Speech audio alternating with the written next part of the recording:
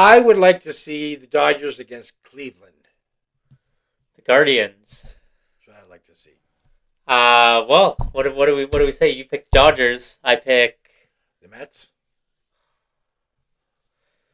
I want Mets, but I'd rather pick the Yankees if we're gonna make a bet.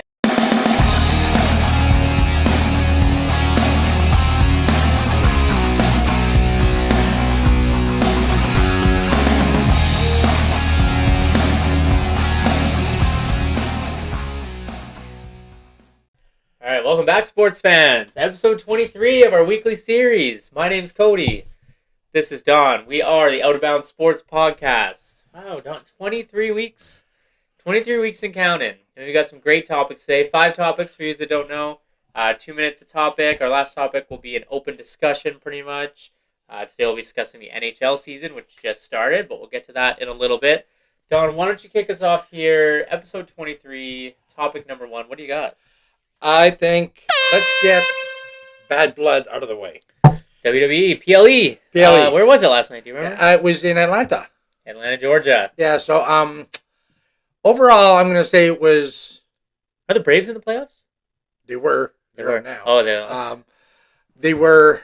It was good. There were 2 good matches, 3 so-so matches. So on a rank of Backlash to Clash of the Castle. Oh, my goodness. Okay, so I would give Backlash... Backlash was better than I expected. I would have given that about a 6. Yeah. Clash of the Castle, I would have given about a 2 to 3. Yeah, Clash, that was bad. So this one I would give 6, 6.5. Okay, so yeah. The card looked promising. Anyways, go ahead. It did. It was very predictable for the most part, but there were a couple surprises in there. But what the big surprise has to do with their next PLE, which is Crown Jewel. Oh, in Saudi. So what's happening there is it's champion against champion. Men's world champion against men's universal, women's. No titles are on the line, though. But then Triple H unveiled the Crown Jewel belt. You should see this thing. Oh my God! Diamonds and gold, and everything else. Like studded, yeah. It was a pretty spectacular looking belt. I am disappointed that it's champion versus champion and there's no titles. This one I will say quickly: the Bloodline match was good. The cage match was good. The Rock, I don't even know why he was there. Yeah, $1 million cameo. Yeah. So, but overall, it was. I'm glad I saw it. All right. Yeah, you had to overcome adversity to see that PLE. I did. All right, so we're watching history currently being made right now. The Vikings are playing the Jets in London, England, and Rodgers needed 95 yards to surpass a milestone that would make him join some of the all-time greats in the quarterback scene. You got Phillip Rivers, Big Ben, Drew Brees, Brett Favre, another Packer faithful, Tom Brady, Peyton Manning, Matt Ryan, and Dan Marino. And that is the 60,000-yard club. 95 yards he needed. 96 yards he needed. He got 95 in the first half. Me and Don were watching just before we started filming. He got one play, a little screen pass to, I believe it would have been Breece Hall. Or no, Conklin, tight end. And he picked up a couple yards. Unfortunately, they were 5 yards short of the first down. And they went 3 and out. So not much to celebrate for Aaron Rodgers, but 60,000 yards nonetheless. I was looking at I was reading back on some of the players that they went back and talked to all the players who caught his 10,000 pass, his 11,000 yard pass, 30, 20, or 10, 20, 30, 40, 50. And this one was not enough. They were all not really memorable passes, and this one will be... Again, not really memorable. Yeah, the biggest one was I think it was a 60-yard pass to Jordy Nelson, who is his second favorite receiver. Oh, he was a great receiver. Yeah, number 1 is Devontae Adams. They had, I think, over 7,500 yards together. So he had mentioned himself earlier that 60,000 yards is more of a mark of just longevity. I've been here for a long time. Yeah. It's expected. But in the moment, I think he was pretty excited. Well, no, he won't be excited right now, but looking back, he'll be, wow, 60,000 is quite the most. Because he's getting beat up. Yeah. So Vikings are up 20-10 right now. It's almost good for the New York Jets. Well, congratulations, Aaron. Even though I'm not a big fan, you know what? That's a big deal. You know who's on that list? Joe Montana, but he didn't play very long, so it's tough to. When he played, it wasn't the passing league. Yeah. Right. So, all right, baseball playoffs. For the first time in a long time, I'm really excited about these playoffs because There's a lot of buys around the playoffs. Yeah, I have to agree. The 8 teams that are in there now, any of them could win. Yeah. Like even Detroit. Any of them could. There was 2. Okay, the game yesterday between the Royals and the Yankees, back and forth. That was an exciting game. But the San Diego LA game, I think that one will go to 7 games. These teams are so close. San Diego did pretty well last year or 2 years ago too. I think they didn't do anything last year. It was a couple years ago. But yeah, and again, Shohei, he just gets up 3-run homer, ties it up. That guy's incredible. I don't know who to pick overall, but if I had to say, I'm going Dodgers, National League, and I really don't like the Yankees. I don't like the Yankees. Should we make a little bet then? I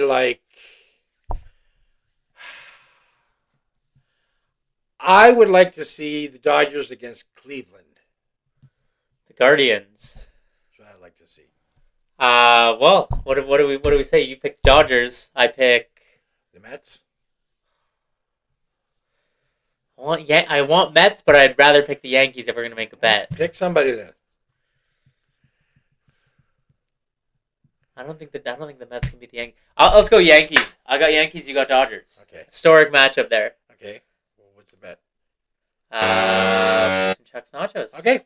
Done. There we go. Done. Should be a good one. All right. Looking forward to those nachos. I would like to see Shohei. That would cap off with just such a historic, memorable season. First time in the playoffs, first World Series. A storybook. Yeah, it would be really cool.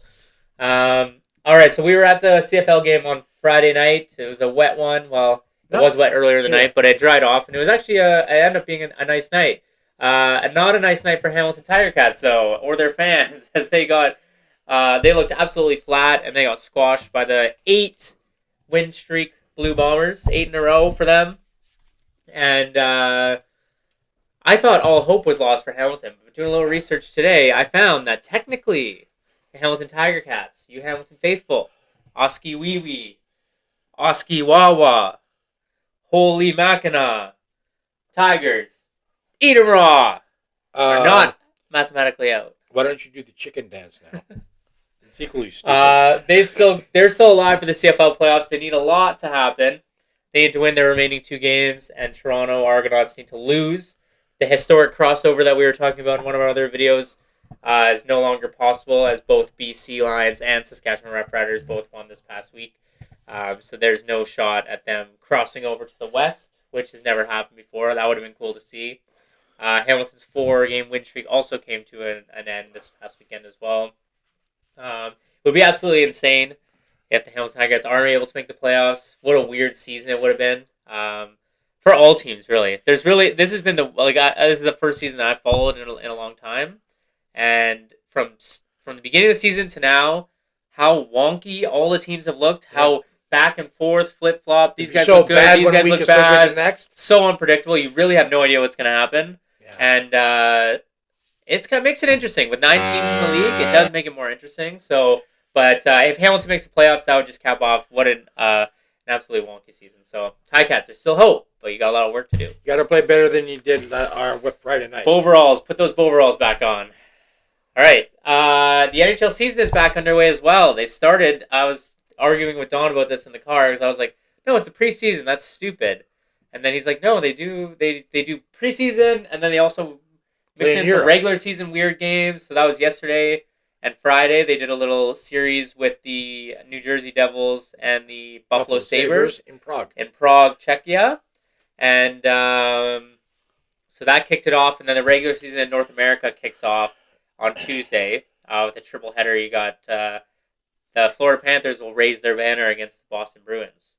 And then we've got the Seattle Blues the Seattle Kraken against the St. Louis Blues, and the Blackhawks against the newly dawned Utah Hockey Club. What a horrible name. Are they still thinking about updating the name? Wait, or are they just going with that name? Are they called the Utah Hockey Club? Yeah, that's what it says right here.